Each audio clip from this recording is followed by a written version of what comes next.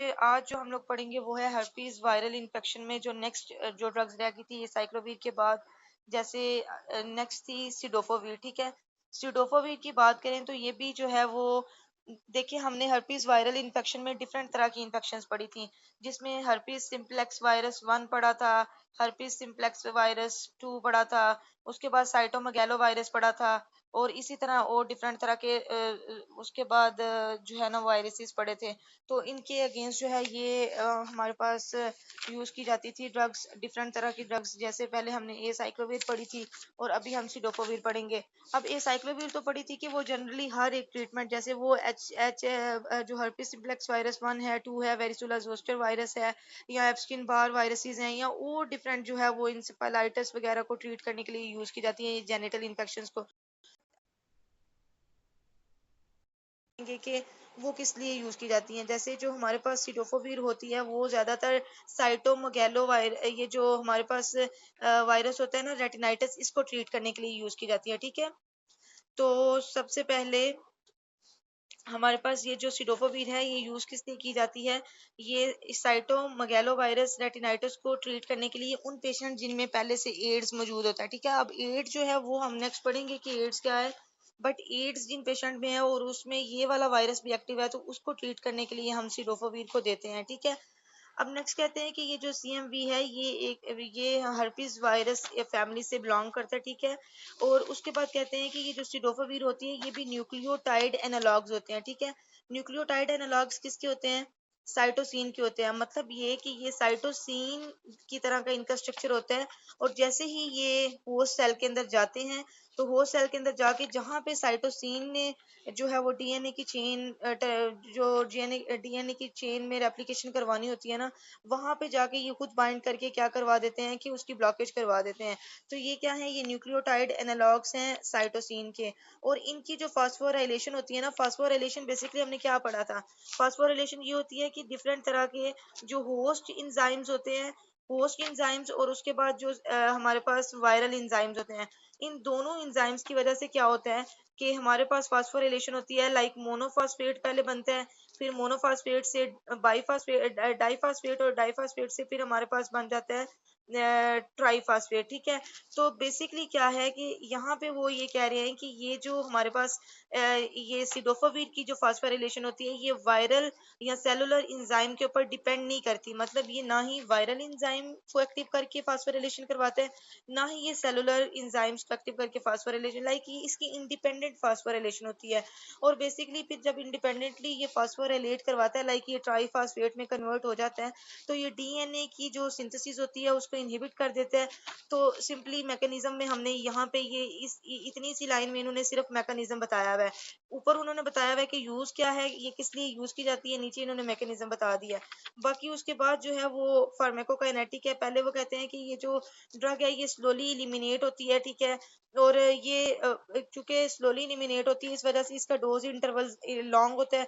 और ये जो है वो कहते हैं कि क्योंकि ये स्लोली इलिमिनेट होती है बॉडी से, तो इस वजह से ये जो हमारे पास वो कहते हैं ना फ्रिक्वेंटली वीनस जो एक्सेस होती है उसको ये बेसिकली इलिमिनेट करवा देती है। लाइक जैसे देखो, जितनी लॉन्ग ड्यूरेशन होगा ड्रग का कि वो ज्यादा देर के लिए बॉडी के अंदर रहेगी और वो स्लोली स्लोली अपना इफेक्ट देती रहेगी, उतना कम बॉडी के लिए मतलब हम आईवी इन्फ्लुएंस या फिर जो हमने ड्रग्स देनी है उतनी हम कम फ्रीक्वेंटली लगाएंगे।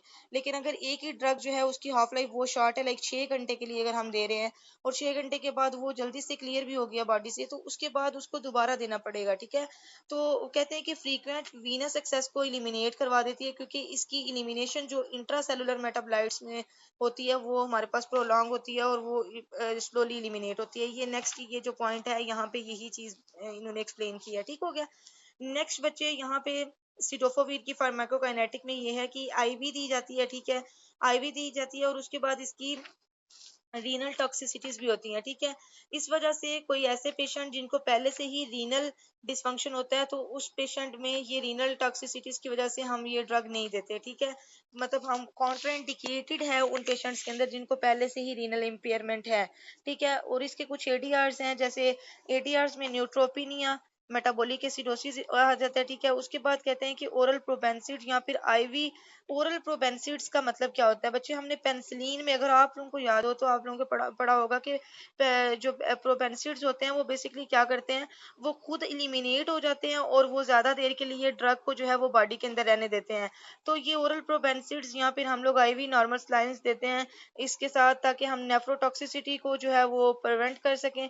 उसके बाद कहते हैं कि हम ये जो ड्रग्स होती हैं, एक तो इनकी एडीआरस और दूसरा ये है कि ये ड्रग्स जो होती हैं ये एंटी रिट्रोवायरल थेरेपीज के साथ भी दी जाती हैं, ठीक है।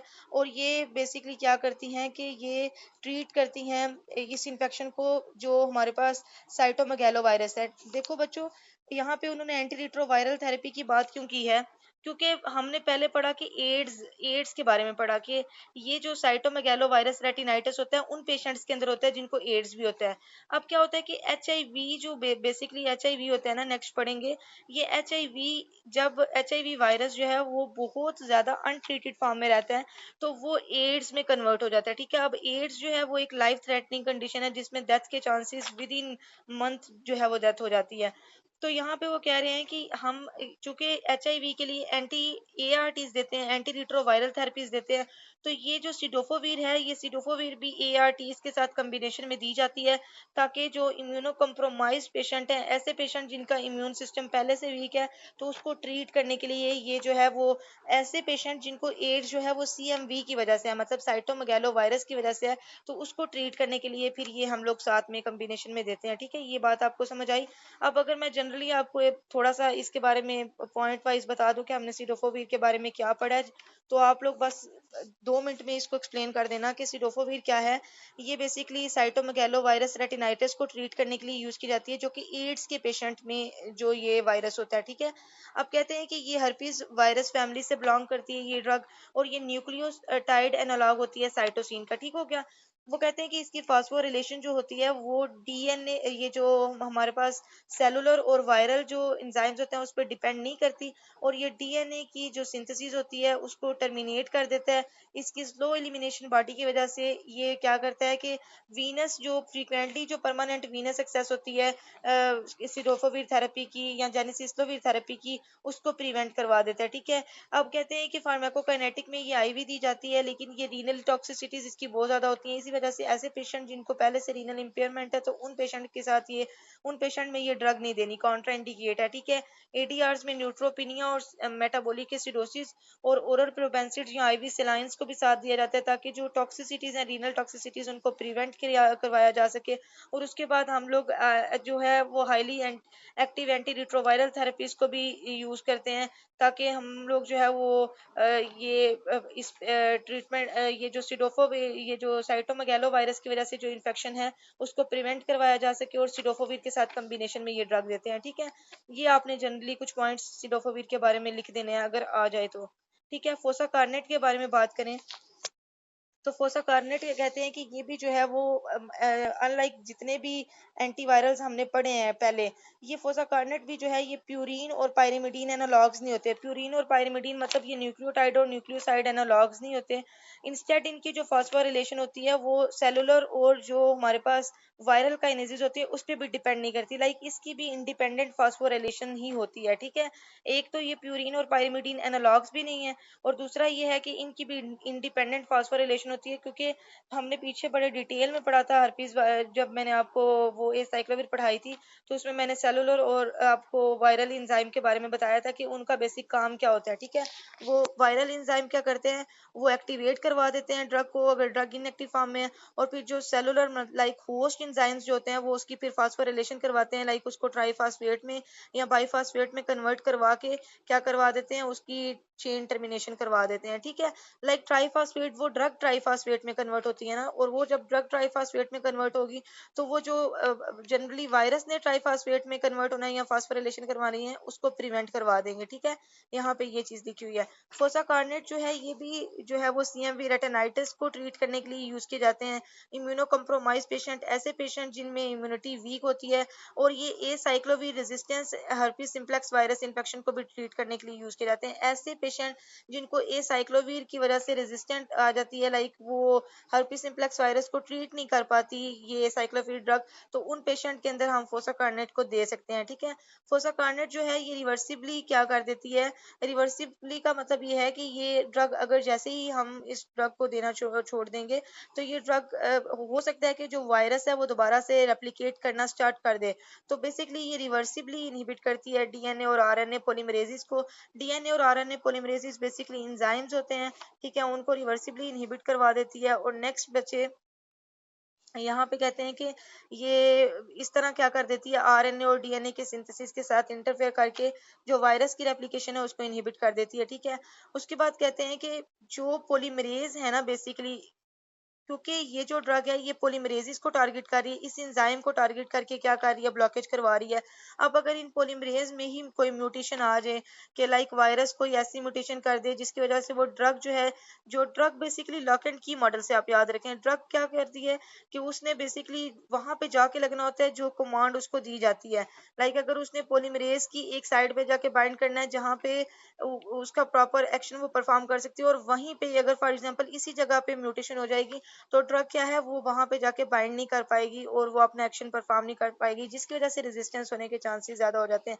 या रेजिस्टेंस इस वजह से भी हो सकता है कि एक ड्रग हम बहुत टाइम के लिए दे रहे हैं, लाइक 3 महीने 4 महीने, और एक टाइम ऐसा आता है कि वो जो रिसेप्टर्स होते हैं वो टॉलरेट हो जाते हैं, या फिर वो जो हमारे पास वायरस होता है वो क्या कर देता है कि वो ऐसे कुछ म्यूटेशंस कर देता है कि वो जो ड्रग है फिर वो देने से उसके जो है वो हमें वैसे रिस्पांस नहीं मिलता। ठीक है, उसके बाद यहाँ पे फार्माकोकाइनेटिक की बात करें तो ये ओरली वेल अब्जॉर्ब ड्रग है और ये आईवी भी दी जाती है, लाइक ये ओरली भी दी जाती है, ठीक है, ओरली भी दी जाती है और ये आईवी भी दी जाती है। ठीक है, उसके बाद कहते हैं कि ये जो ड्रग है ये फ्रीक्वेंटली हमने देना है ताकि रिलैप्स रेट को प्रिवेंट करवाया जा सके प्लाज्मा लेवल के अंदर। ठीक है, और ये डिस्पर्स होता है बॉडी के अंदर, मतलब थ्रू आउट बॉडी ये डिस्ट्रीब्यूट होता है। ठीक है, और ग्रेटर देन 10% जो है इसकी बोन मैट्रिक्स के अंदर ये ड्रग जाती है। अगर बोन मैट्रिक्स के अंदर ये ड्रग जाएगी तो ऑब्वियसली बात है कि वहां से, क्योंकि बोन मैट्रिक्स जो है वो एक स्टोरेज ऑर्गन है, लाइक वो मसल और फैट्स में आ जाता है ना, तो वहां पे बोन्स में अगर ये ड्रग जाएगी तो वहां से इसकी, क्योंकि वो एडिपोज टिश्यूज में आती हैं, तो एडिपोज टिश्यू में जब भी ड्रग जाती है तो वो क्या करती है कि वो ज्यादा देर के लिए स्टोर हो जाती है और वहां से वो फ्रिक्वेंटली जो है वो इलिमिनेट नहीं होती, वो डिस्पर्स जो है वो स्लोली स्लोली होती है। तो यहाँ पे जो बात की है ना कि ग्रेटर देन 10% जो है वो बोन मैट्रिक्स में एंटर हो जाता है और वहां से वो स्लोली डिस्पर्स होता है। ठीक है, और वो कहते हैं कि पेरेंट ड्रग जो होती है वो ग्लोमेरुलर फिल्ट्रेशन और ट्यूबुलर सिक्रीशन से इलिमिनेट होती है। ठीक है, और एडीआरस में बात की गई है कि नेफ्रोटॉक्सिसिटी, ठीक है, ये बेसिकली किडनी की टॉक्सिसिटीज क्रिएट कर सकते हैं, एनीमिया काज करवा सकते हैं, नोजिया और फीवर काज करवा सकते हैं। ठीक है, और चिलेशंस जो है ये डाइवेलेंट कीटाइंस के साथ चिलेशन भी करवा सकते हैं, जैसे कि ये हाइपोकिलीमिया हाइपोमैग्नीसीमिया जो है उनके साथ भी इसकी चिलेशन होती है। ठीक है, इन एडिशन जो हाइपोकिलीमिया हाइपो और हाइपर जो फास्फेटिमिया होते हैं और सीजर्स और जो एरिथमिया होता है ये भी रिपोर्ट होता है। लाइक हाइपोकिलीमिया का मतलब है कि पोटेशियम लेवल ब्लड में कम हो जाएगा, हाइपो और हाइपर मैग्नीसीमिया फास्फेटिमिया का मतलब ये है कि हाइपो और हाइपर दोनों, ये दोनों जो है वो फास्फेट का जो लेवल है वो कम भी हो सकता है और ज्यादा भी हो सकता है। और सीजर्स लाइक एपिलेप्सी और एरिथमिया जो है वो इरेगुलर हार्ट बीट भी इनकी वजह से आ सकती है। लाइक इसकी एडीआर फोसाकार्नेट ड्रग की एडीआर्स बहुत ज्यादा हैं। ठीक है, अब अगर मैं जनरली इसको थोड़ा सा एक्सप्लेन कर दूं तो आपने बता देना है कि फोसाकार्नेट एक ऐसी ड्रग है जो कि प्यूरिन और पाइमेडीन एनालॉग्स नहीं होती, और ये भी ड्रग इंडिपेंडेंटली क्या करती है कि फास्फोरिलेशन जो है वो करती है, ये वायरस और सेलुलर एंजाइम्स पे डिपेंड नहीं करती। ठीक है, ये भी सीएमवी रेटिनाइटिस को ट्रीट करने के लिए यूज की जाती है, या फिर acyclovir resistance HIV herpes simplex virus infection को ट्रीट करने के लिए यूज की जाती है। ठीक है, नेक्स्ट अगर बात की जाए कि फोसाकार्नेट जो है वो रिवर्सिबली डीएनए और आरएनए की जो पॉलीमरेसिस होती है उसको इनहिबिट कर देती है, और इसी तरह क्या है कि आरएनए और डीएनए के सिंथेसिस के साथ इंटरफेयर करके उसको ब्लॉक कर देती है। ठीक है, म्यूटेशन की बात करें तो कहते हैं कि म्यूटेशन पॉलीमरेज एंजाइम के अंदर म्यूटेशन होगी तो रेजिस्टेंस होने के चांसेस हो सकते हैं। अब अगर फार्माकोकाइनेटिक की बात करें तो ये ओरली और जो है वो आईवी दोनों तरह से दी जाती है, और ये फ्रीक्वेंटली इसलिए दी जाती है ताकि जो रिलैप्स रेट है प्लाज्मा के अंदर वो ना हो, और बेसिकली ये ड्रग जो है वो बॉडी के अंदर जल्दी डिस्ट्रीब्यूट थ्रू आउट बॉडी होती है, और ये बोन मैट्रिक्स के अंदर 10% से अगर ज़्यादा ड्रग जाए तो ये वहाँ से स्लोली डिस्पर्स होती है, ठीक है। उसके बाद इसकी जो एक्टिव मेटाबोलाइट्स या पेरेंट ड्रग जो होती है वो जीएफआर के थ्रू, ग्लोमेरुलर फिल्ट्रेशंस के थ्रू जो है वो ट्यूबुलर सिक्रीशन के थ्रू एलिमिनेट होती है। और इसकी एडीआरस की बात की जाए तो नेफ्रोटॉक्सिसिटी, सीजर्स, एनीमिया, उसके बाद इसमें चिलेशंस और हाइपोकलीमिया और हाइपर फास्फेटिमिया वगैरह हो सकते हैं, नाजिया फीवर वगैरह भी हो सकते हैं, ठीक है। ये बेसिकली सिडोफोविर और फोसाकार्नेट दो ड्रग्स थी। नेक्स्ट बच्चे इसमें आ जाती है जेनिसिस्लोविर। ये जो जेनिसिस्लोविर है ना, ये बिल्कुल सेम है एस जैसे कि ए साइक्लोविर है। इसका मैकेनिज्म भी सेम है, ये बिल्कुल सेम ड्रग है ए साइक्लोविर की तरह की। बस इसके जो यूजेस है वो अगर पढ़ें तो कहते हैं कि जेनसिस्लोविर जो है ये एनालॉग है ए सिस्लोविर का। एनालॉग का मतलब ही हमें ये है पता है कि जैसे ए सिस्लोविर काम करती है, ये सेम उस तरह काम करती है। इट्स मीन ये मिमिक करती है ए साइक्लोविर की एक्टिविटी को, ठीक है। अब ए साइक्लोविर की तरह का अगर काम करती है तो ये इसकी ग्रेटर एक्टिविटी होती है साइटोमेगैलोवायरस। अब बच्चे आप नोट कर रहे होंगे कि बार बार ये जो ड्रग्स इंडिविजुअल आ रही हैं, ये साइटोमेगालो वायरस रेटिनाइटिस को ही ट्रीट करने के लिए यूज की जा रही हैं। क्योंकि अगर ओवरऑल हमने हर्पिस सिम्प्लेक्स वायरस इन्फेक्शन के लिए जो ड्रग्स पढ़ी थी, उसमें ये साइक्लोविर मेजर ड्रग है जो यूज की जाती है, और वो डिफरेंट तरह के जो वायरल इन्फेक्शंस होते हैं हर्पिस वायरस की वजह से उसको ट्रीट करती है। बट ये जो ड्रग्स हैं ये ज्यादातर साइटोमेगालो वायरस रेटिनाइटिस सिडोफोविर वो वाली ड्रग है जो एड्स वाले पेशेंट में अगर साइटोमेगालो वायरस की वजह से इन्फेक्शन होती है तो उसको ट्रीट करने के लिए यूज की जाती है। जबकि जो फोसा कार्नेट है ये यूज की जाती है साइटोमेगालो वायरस को ही ट्रीट करने के लिए, साथ ही acyclovir resistance herpes simplex virus infection को ट्रीट करने के लिए। इसी तरह जो जेनिसिस्लोविर है ये भी साइटोमेगालो वायरस रेटिनाइटिस को ट्रीट करने के लिए यूज की जाती है। और साथ ये जो है वो ऐसे पेशेंट जिनमें प्रोफाइलेक्सिस के तौर पे भी यूज की जाती है, ताकि ट्रांसप्लांट के दौरान जो है वो पेशेंट के अगर पेशेंट्स जो है वो इम्यूनो कम्प्रोमाइज हैं या चांसेस हैं कि उनको सीएमवी की वजह से इन्फेक्शन हो सकती है, तो उसको भी प्रिवेंट करने के लिए हम ये ड्रग देते हैं, ठीक है। मैकेनिज्म बिल्कुल सेम है कि ये भी ट्राइफॉस्फेट में कन्वर्जन करवा के जो ड्रग है अपना एक्शन परफॉर्म करती है, बिल्कुल सेम ए साइक्लोविर की तरह का, ठीक है। उसके बाद इसमें जो है वो ये मैकेनिज्म तो सेम है तो इसको हम रिपीट नहीं करते। बाकी फार्माकोकाइनेटिक पढ़ लेते हैं। फार्माकोकाइनेटिक में कहते हैं कि ये जो ड्रग है ये भी आईवी दी जाती है, ठीक है। ये through out the body distribute होती है और ये सीएसएफ के अंदर भी इसका लेवल ज्यादा होता है, ठीक है। एक्सक्रीशन की बात करें तो ये यूरिन के थ्रू एक्सक्रीट होती है और किडनी से। बच्चे फार्माकोकाइनेटिक इतनी ज्यादा याद करने की जरूरत नहीं होती। फार्माकोकाइनेटिक अगर भूल भी जाए ना तो आपने बस बता देना होता है कि अच्छा ये आईवी होगी, ओरल होगी, और ये एक्सक्रीशन इसकी किस तरह किस रूट से होती है, ठीक है। मेटाबॉलिज्म लीवर से होगी और एक्सक्रीशन जो है वो इसकी होगी किडनी से, ठीक है।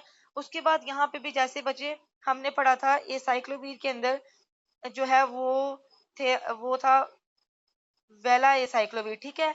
वो बेसिकली वेलाइल ईस्टर्स थे। इसी तरह यहाँ पे जेनसिस्लोविर में भी वेल जेनसिस्लोविर, ये बेसिकली ये भी एलाइल ईस्टर्स होते हैं, वेलाइल ईस्टर्स होते हैं जेनसिस्लोविर के, और ये ओरल बायोअवेलेबिलिटी इनकी हाई होती है और ये रैपिडली जो है वो इंटेस्टाइन या लीवर के अंदर जो है वो ओरल एडमिनिस्ट्रेशन के बाद इनका लेवल ज्यादा हो जाता है। और फिर ये जो है जब ओरल बायोअवेलेबिलिटी इनकी ज्यादा होती है तो ये बॉडी के अंदर जाके फिर जेनसिस्लोविर में कन्वर्ट होते हैं।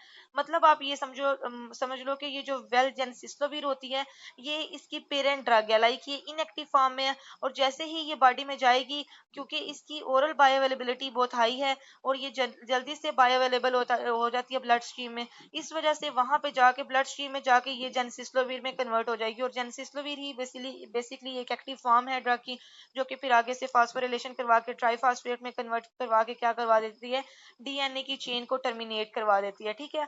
एडीआरस की बात करें तो इसमें भी सीवियर डोज डिपेंडेंट न्यूट्रोपिनिया आ जाता है, ठीक है। उसके बाद इसमें कार्सिनोजेनिक भी ये ड्रग है और ये टेट्राएटोजेनिक भी है। टेट्राएटोजेनिक क्या है कि प्रेग्नेंट वुमेन्स के अंदर ये ड्रग नहीं दी जाती, क्योंकि इसकी ब्लैक बॉक्स वार्निंग है प्रेगनेंसी के अंदर, ठीक है। बेसिकली इस ड्रग के ऊपर ये जेनसिस्लोविर के ऊपर प्रॉपर लिखा होता है कि ये ड्रग जो है वो ऐसे करके ना बना होता है निशान, ब्लैक बॉक्स वार्निंग के लिए वो इस तरह का कोई होता है निशान बनाया होता है उन्होंने, तो उसमें ये बेसिकली ये होता है कि ये ड्रग प्रेग्नेंट वुमेन्स में नहीं देनी होती, ठीक है। इसके जो एडीआर है बहुत ज्यादा है। उसके बाद बच्चे इसमें नेक्स्ट रेजिस्टेंस की बात करें तो कहते हैं कि रेजिस्टेंस स्ट्रेन इस वजह से आ सकते हैं कि अगर जो है वो हमारे पास जो है वो लो लेवल जो है जेनसिस्लोविर ट्राइफॉस्फेट का अगर बॉडी वो हो सेल में हो, तो उस वजह से जो है वो रेजिस्टेंस होने के चांसेस हो सकते हैं। लाइक रेजिस्टेंस में आप सिंपल ये भी कह सकते हैं कि कोई म्यूटेशन आ जाए, या जो हमारे पास ट्राइफॉस्फेट में कन्वर्जन हो रही है अगर वो सही तरह कन्वर्जन ना हो, तो रेजिस्टेंस होने के चांसेस हो सकते हैं। ठीक है। उसके बाद बच्चे नेक्स्ट है पेनसिस्लोविर और फेमसिस्लोविर। अब ये जितनी भी मैं नेक्स्ट आपको पढ़ा रही हूँ ना, ये फेमसिस्लोविर या पेन और ट्राइफ्लोरिडीन, ये कोई इंपॉर्टेंट ड्रग्स नहीं है, इसको जस्ट रीड आउट करवा रही हूँ आपको, ताकि आप लोगों का अगर बस एक कॉन्सेप्ट बन जाए कि अच्छा इसमें हमने हर्पीस सिम्प्लेक्स वायरस में अगर बाकी ड्रग्स हैं तो आपको नाम आने चाहिए इन सारी ड्रग्स के, लेकिन इसको डिटेल में करने की जरूरत नहीं है। ठीक है, फिर भी एक दफा पढ़ लेना। अगर 20 नंबर का पूरा ही हर्पीस सिम्प्लेक्स वायरस इन्फेक्शन पे आ जाता है नोट, तो फिर आप थोड़ा थोड़ा सा इनको भी एक्सप्लेन कर देना, लेकिन मेजरली आप ये साइक्लोवीर को ही एक्सप्लेन करना। ठीक है। अब ये जो कहते हैं कि पेनसिस्लोवीर को उन्होंने पहले इंडिविजुअली पेनसिस्लोवीर को बताया और उसके बाद इन्होंने बताया फेमसिस्लोवीर को। तो पेनसिस्लोवीर की बात करें तो ये एसाइक्लिक ग्वेनोसिन न्यूक्लियोसाइड एनालॉग्स होते हैं। ठीक है। अब ये आपने याद रखना है कि ग्वेनोसिन एनालॉग्स होते हैं। ठीक है। और ये herpes सिम्प्लेक्स वायरस 1, 2 और वेरिसोला जोस्टर वायरस इंफेक्शन को ट्रीट करने के लिए यूज की जाते हैं। ठीक है।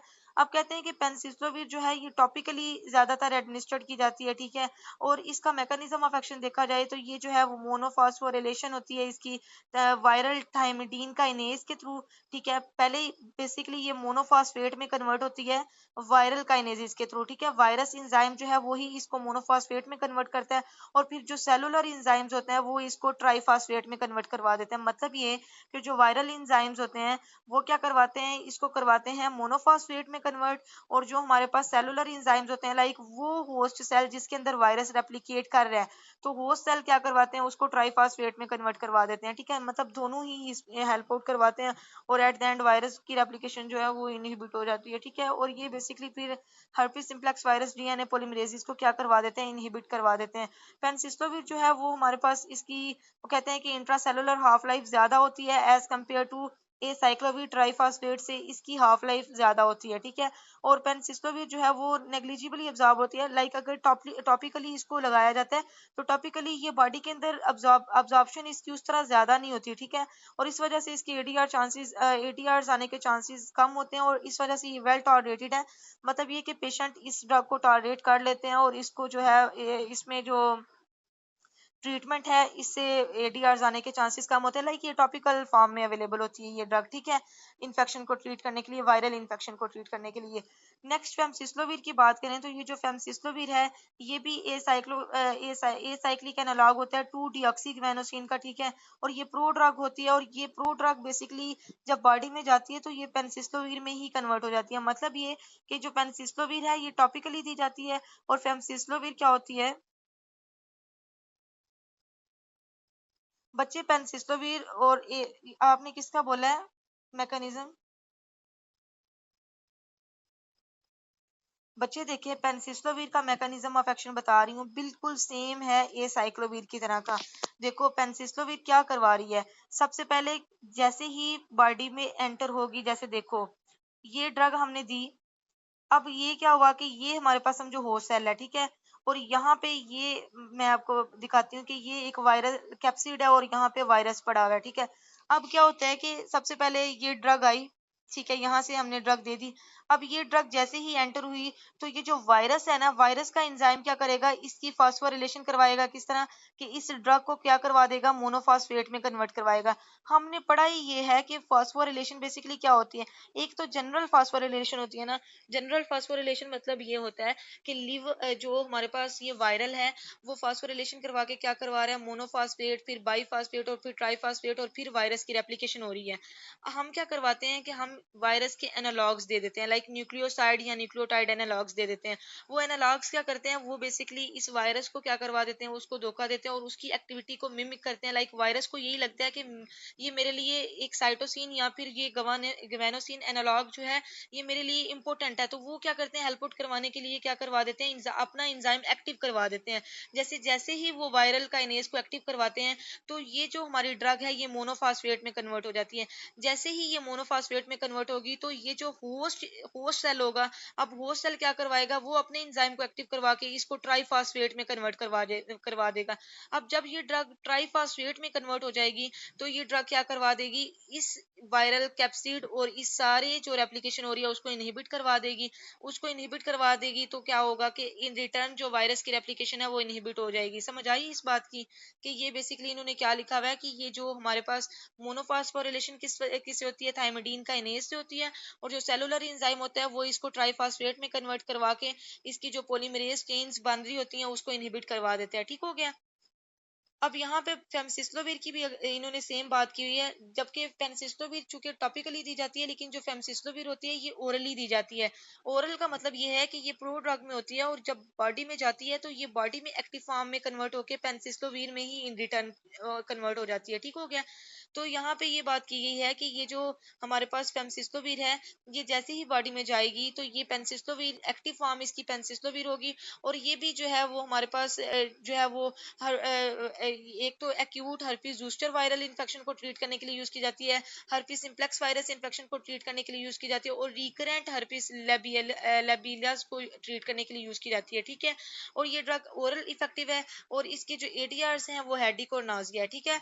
अब यहाँ पे बच्चे इसको आप कोई आपको इतना ज्यादा वो करने की जरूरत नहीं है, कंफ्यूज करने की जरूरत नहीं है। आप सिंपल बस ये याद रखो कि ये जो पेनिसिस्लोविर है ये टॉपिकली दी जाती है। ठीक है। और जो फेमसिस्लोविर है ये हम लोग ओरली देते हैं। ठीक है। ओरल देंगे तो ये हमारे पास प्रो ड्रग है और जैसे ही ये बॉडी में जाएगी तो ये एक्टिव फॉर्म में पेनिसिस्लोविर में कन्वर्ट हो जाएगी। ठीक है। और फिर इन रिटर्न ये मैकेनिज्म इसका बिल्कुल सेम है कि ये ट्राइफॉस्फेट में फिर कन्वर्ट होती है और फिर वो ये फास्फोरिलेशन करवा के क्या करवा देती है, वायरस की जो चेन्स होती हैं उनको इनहिबिट करवा देती है। ठीक है। नेक्स्ट ट्राइफ्लोरिडीन की अगर बात करें तो ट्राइफ्लोरिडीन बच्चे ये बेसिकली फ्लोरिनेटेड जो पायरिमिडीन न्यूक्लियोसाइड एनालॉग्स होते हैं ना, ये वो होते हैं थाइमिडीन के। मतलब ये कि जो वायरस है, देखो बच्चे, वायरस की रेप्लिकेशन के अंदर जो हमारे पास थाइमिडीन जो न्यूक्लियोसाइड एनालॉग्स लग रहे हैं ना, जो थाइमिडीन इन्वॉल्व है, बेसिकली ये ड्रग थाइमिडीन एनालॉग्स के तौर पे काम करता है। लाइक ये कि ये थाइमिडीन ऐसे लगता है कि ये थाइमिडीन की तरह का काम करेगा, लेकिन जैसे ही ये वायरस की उस जगह पे जाके लगता है जहां पे थाइमिडीन अपना काम कर रहा होता है, लाइक चेन चेन में वो अपनी रेप्लिकेशन में इन्वॉल्व हो रहा है, डीएनए की रेप्लिकेशन करवा रहा होता है, तो वहां पे जाके ये इनहिबिशन करवा देता है। ठीक है। तो बेसिकली यहाँ पे ये है कि ये जब एक दफा ट्राइफॉस्फेट में ये ड्रग कन्वर्ट हो जाती है बॉडी में जाके तो ये करवा देती है, ये इनहिबिट करवा देती है वायरल डीएनए को, और ये फिर इस तरह क्या करवा देती है कि डिफेक्टिव डीएनए बनाती है, वो डीएनए जो कि आगे फिर जो है वो वायरस की रेप्लिकेशन को इनहिबिट करवा देते हैं। ठीक है। इस तरह क्या होता है कि जब डीएनए ही डिफेक्टिव बनेगा तो जो चेन है, जो वायरस की रेप्लिकेशन है वो इनहिबिट हो जाएगी। ठीक है। ये सेम मैकेनिज्म है, इसमें कोई आपको इतनी बड़ी थ्योरी याद करने की या same as it is mechanism को याद करने की जरूरत नहीं है। जो आपको स्टेप बाय स्टेप चीजें बताई है ना कि एक सेलुलर एंजाइम होता है और एक वायरल एंजाइम होता है, आप सिंपल इस चीज से याद रखो कि ये जो हर्पिस सिम्प्लेक्स वायरस है ना, इसमें दोनों एंजाइम इन्वॉल्व होते हैं। मतलब वायरस, अगर आपने पिछला लेक्चर अच्छे तरीके से मैंने आपको जो बताया था, मैंने आपको बेसिक बताई थी कि वायरस एंजाइम किस तरह काम करता है और सेलुलर एंजाइम किस तरह काम करता है। वायरल एंजाइम जो है वो समझो कि वो एक इनिशियल स्टेप है कि वो ड्रग को एक्टिव करवा देता है। ठीक है। और जब वायरस एक्टिव करवा देता है, उसको मोनोफॉस्फेट में ड्रग को कन्वर्ट करवाता है, तो फिर होस्ट एंजाइम एक्टिव होके उसको ट्राइफॉस्फेट में कन्वर्ट करवा देता है। और हमें बेसिकली ट्राइफॉस्फेट फॉर्म ही चाहिए होती है, क्योंकि ट्राइफॉस्फेट फॉर्म क्या करवाती है, वो आगे इनहिबिशन करवा देती है वायरस की रेप्लिकेशन। मतलब ट्राइफॉस्फेट का मतलब ये है कि वो जो है फॉल्स ट्राइफॉस्फेट बना देता है। ठीक है। क्योंकि ड्रग जब जाके फॉल्स ट्राइफॉस्फेट वायरस में बनाएगी तो उससे क्या होगा कि वायरस डिफेक्टिव डीएनए बनाएगा, और डिफेक्टिव डीएनए की वजह से फिर इन रिटर्न वायरस अनएबल होगा कि वो दोबारा से रेप्लिकेशन नहीं कर सकेगा। ठीक है। इस बात की आपको समझ आई है? मैंने इजी से इजी वर्डिंग में समझाने की कोशिश की है कि आप लोगों को समझ आ जाए कि ये बेसिकली यहाँ पे बुक में ये क्या थ्योरी इसकी लिखी हुई है कि वायरस किस तरह रेप्लिकेट करता है। और ये बच्चे सिर्फ हर्पिस सिम्प्लेक्स ये जो वायरस इन्फेक्शन है ना, इसका मैकेनिज्म है ये फास्फोरिलेशन वाला। नेक्स्ट आगे एचआईवी पढ़ोगे तो उसमें फास्फोरिलेशन नाम ही नहीं है, लाइक उसमें और तरह से मैकेनिज्म है। ठीक है। तो आपने ये चीज याद रखनी है। नेक्स्ट बच्चे यहाँ पे क्या है कि ये जो हमारे पास हमने यहाँ पे मैकेनिज्म पढ़ लिया, उसके बाद ये जो ड्रग है ये किस लिए यूज की जाती है, ये herpes simplex virus 1, herpes simplex virus 2 और वैक्सीना वायरस को ट्रीट करने के लिए ये ड्रग्स यूज की जाती हैं, ट्राइफ्लोरिडीन। और ये बेसिकली ये समझो कि ट्राइफ्लोरिडीन जो आईज की इन्फेक्शन होती है ना, वायरल इन्फेक्शन जो आईज में होती है, उसको ट्रीट करने के लिए यूज की जाती है। जैसे herpes simplex virus keratoconjunctivitis, conjunctivitis से आपको समझ आ रही होगी कि ये इन्फ्लेमेशन है, ये आईज में आईज की, या फिर रिकरेंट एपिथेलियल केराटाइटिस, उसको ट्रीट करने के लिए भी ये यूज की जाती है। ठीक है, उसके बाद ये बेसिकली ट्राइफास्फेट में कन्वर्ट होती है, और ट्राइफास्फेट में कन्वर्ट होके ये हमारे पास क्या करवा देती है, ये ट्राइफास्फेट में जब ये कन्वर्ट होगी ना, तो ये क्या करती है कि सेलुलर डीएनए को जो है, सेलुलर डीएनए के अंदर भी ये इनकॉर्पोरेट होती है, और ये टॉक्सिक इफेक्ट सिस्टेमिकली यूज जब की जाती है, तो ये बेसिकली क्या करती है कि जो नॉर्मल सेल्स होते हैं उनको भी डिस्ट्रॉय करने के चांसेस होते हैं। इस वजह से ये ड्रग मार्केट में अवेलेबल मतलब उस तरह यूज नहीं की जाती, क्योंकि इस ड्रग के चांसेस होते हैं कि ये वायरल सेल को तो डैमेज करेगी करेगी, लेकिन ये सिस्टेमिकली क्या करेगी, जो नॉर्मल जो सेल अपने डीएनए बना रहा है उसको भी इफेक्ट करेगी। ठीक है, तो वहां पे भी टॉक्सिसिटी लेवल होने के चांसेस यहाँ पे इस लाइन में ये चीज दिखी हुई है। ठीक है, उसके बाद इसमें ये है कि ये टॉपिकली ऑप्थेल्मिक प्रिपरेशंस में अवेलेबल होती है, लाइक ये आईज की इन्फेक्शन के लिए यूज की जाती है, तो ये टॉपिकली ये फार्मूलेशन में अवेलेबल होती है। ठीक है, इसकी शॉर्ट हाफ लाइफ इस वजह से होती है कि शॉर्ट हाफ लाइफ की वजह से ही इस ड्रग को फ्रिक्वेंटली बार बार लाइक लगा दिया जाता है, क्योंकि अगर एक ड्रग शॉर्ट हाफ लाइफ की है तो इट्स मीन कि वो ड्रग जल्दी से ही बॉडी से एलिमिनेट हो जाएगी, तो हमने उसको फ्रिक्वेंटली फिर बार बार देना होता है। ठीक है, और एडीआर्स की बात करें तो इसमें transient irritation of I, like eyes की इरिटेशन हो सकती है इस ड्रग को लगाने से, और पेल्फिब्रल जो है वो एडिमा, लाइक आईलिड्स जो है वो सूज सकती हैं, लाइक सूजन हो सकती है आईलिड्स की। तो ये बेसिकली इसके एडीआर्स में ये दो एडीआर्स हैं। तो ट्राइफ्लोरिडीन की अगर सिंपल बात करें तो ट्राइफ्लोरिडीन जो आईज की जो वायरल इन्फेक्शन होती है उसको ट्रीट करने के लिए यूज की जाती है, बट ये ड्रग जो है इसकी हाफ लाइफ शॉर्ट होती है, इस वजह से इसको फ्रिक्वेंटली दिया जाता है, और इसके एडीआर्स आने के चांसेस ज़्यादा इस वजह से भी होते हैं कि ये सेलुलर डीएनए मतलब जो हमारे पास नॉर्मल जो सेल है उसके भी डीएनए को जाके डिस्ट्रॉय कर देती हैं, और टॉक्सिसिटी होने के चांसेस वहां पे भी हो सकते हैं सिस्टेमिकली यूज से। ठीक है, तो यहाँ तक जो है बच्चे हमारी जो हर्पीज वायरल इन्फेक्शन की ड्रग्स हैं वो सारी कंप्लीट हो गई, लाइक उसमें हमने सिडोफोविर पढ़ी, इसके बाद फोसाकारनेट पढ़ी, फिर जेनसिस्लोविर पढ़ी, उसके बाद पेनिसिस्लोविर और फेमसिस्लोविर पढ़ी, और ट्राइफ्लोरिडीन पढ़ी। अब ये जो ड्रग्स हैं ये आपने बिल्कुल एज इट इज याद नहीं रखनी, इसको सिंपल अब आपने बस एक दफा रीड आउट कर लेना है कि पेपर में अगर अगर 20 नंबर का हर्पीज सिम्प्लेक्स वायरस पे नोट आ जाता है तो फिर तो आपको सारी एक्सप्लेन करनी पड़ेगी, तो फिर आप थोड़ा थोड़ा सा इन सारे पॉइंट्स को आप एक्सप्लेन कर देना। ठीक है, वैसे इन सब के आपको नाम याद होने चाहिए, ये साइक्लोविर से लेके इन सब के। ठीक है, और पहले आप ऐसे करेंगे कि जब क्वेश्चन आएगा तो आपने पहले लिखना है कि जैसे अगर आता है कि right a note on herpes simplex virus infection, और उसके बाद इसकी क्लासीफाई करें, और क्लासीफाई करने के बाद इसको डिटेल में लिखें। तो पहले आप क्लासिफिकेशन का इस तरह करके बनाएंगे कि जैसे ये आप इस तरह करके बना लेंगे, उसमें आप बताओगे कि पहले ए साइक्लोविर, फिर सिडोफोविर, फिर फोसाकारनेट, और इसी तरह आप लिखते जाओगे कि ये सारी ड्रग्स इंक्लूडेड हैं। ए साइक्लोविर जो है वो मेजरली यूज की जाती है, किस किस लिए यूज की जाती है वो वायरस के नाम लिख देना कि ये इसके लिए। सिडोफोविर जो है वो साइटोमेगालो वायरस जिनको एड्स होता है उनके लिए यूज की जाती है। उसके बाद फोसाकारनेट जो है वो ये भी सीएमवी या फिर ए साइक्लोविर रेजिस्टेंस जो इन्फेक्शन होती है उसको ट्रीट करने के लिए यूज किया जाता है। उसके बाद ये जो है हमारे पास आगे जेनसिस्लोविर है, ये ए साइक्लोविर एनालॉग है, और ये भी बेसिकली हमारे पास herpes सिम्प्लेक्स वायरस को ट्रीट करने के लिए यूज की जाती है। नेक्स्ट आप बता देना कि फोसाकारनेट और जो फेमसिस्लोविर है, सॉरी फेमसिस्लोविर और जो हमारे पास पेनिसिस्लोविर है, ये भी जो है वो टॉपिकली और ओरली जो है वो herpes सिम्प्लेक्स वायरस 1 को, herpes सिम्प्लेक्स वायरस 2 को और वेरिसिला जोस्टर वायरस को ट्रीट करने के लिए यूज की जाती हैं। और नेक्स्ट बता देना कि जो ट्राइफ्लोरिडीन है ये बेसिकली हमारे पास केराटाइटस और जो हमारे पास जो आइज की इन्फेक्शन है उनको ट्रीट करने के लिए यूज किया जाता है। ठीक है, ये जनरल अब आप लोगों को इतना तो समझ आ गया होगा कि इसके अंदर आपने कैसे, और मैकेनिज्म में एक चीज और, मैकेनिज्म में आपने सिंपल एक चीज, आप एक पॉइंट टू पॉइंट चीजें याद रखो कि आप जनरली देखो कि सबसे पहले हमारे पास वायरल जो जैसे ही ड्रग एंटर होती है ना, तो जो वायरल इंजाइम होता है ना वो क्या करवाता है, वो मोनोफॉस्फेट में कन्वर्ट करवाता है, और जो सेलुलर इंजाइम होता है वो इसको करवाता है, सेलुलर इंजाइम मतलब जो होस्ट इंजाइम है वो कन्वर्ट करवा देता है इस ड्रग को मोनोफॉस्फेट को ही आगे ट्राइफॉस्फेट में कन्वर्ट करवा देता है। अब ये जो ट्राइफॉस्फेट फॉर्म होती है यही बेसिकली एक्टिव फॉर्म होती है, और ये फास्फोरिलेशन फॉर्म होती है, लाइक ये फिर आगे पॉलीमरेज चेन्स को इनहिबिट कर देता है, और ये क्या करवा देता है कि आगे डीएनए की जो रेप्लिकेशन होती है उसको इनहिबिट करवा देता है। तो जनरली आपने ये चीजें बता दी।